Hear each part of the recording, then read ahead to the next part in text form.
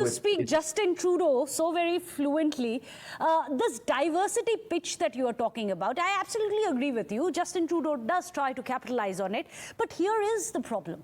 In the name of diversity, in the name of inclusivity, he has in the past reached out and given a way longer rope than India has ever been comfortable with of those who have sympathies for Khalistan.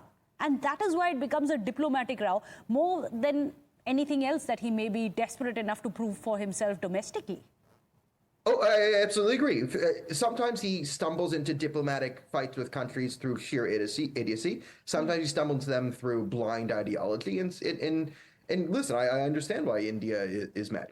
Justin Trudeau is a very, very, very anti-free speech leader. Very anti-free speech.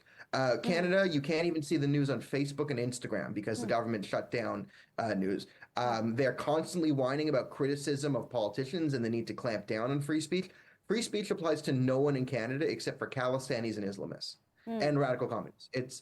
It's far left and terrorist mobs. The more you hate Canada, free speech only applies to groups that are anti-Canadian in general. They get the biggest rope among Trudeau, and anyone else gets no rope. So I mean, both of us find it quite gaslighting. Me as a journalist whose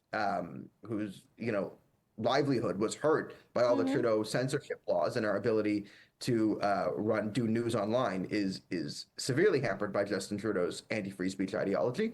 But if I was a Khalistani, again, whether I'm in Surrey or Brampton, I can create a float of the assassination of Indira Gandhi, bring my children, film it, and say I support political violence against these silence in the parliament as well of Canada for Nijar.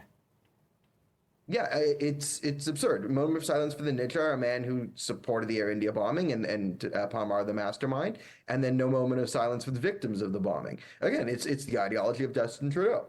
Any ideology that hates Canada or our allies or undermines our society, i.e. Khalistan is one of them, free reign, maximum free speech, maximum support.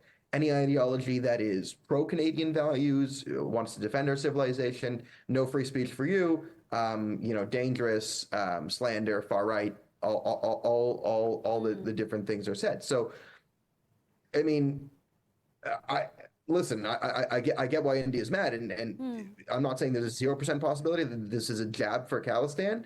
I just think we both agree there's like a list of 100 other things Justin Trudeau has done worse than this particular incident. But this is just one of those, again, maybe it's a straw on the proverbial camel's back for a lot of people.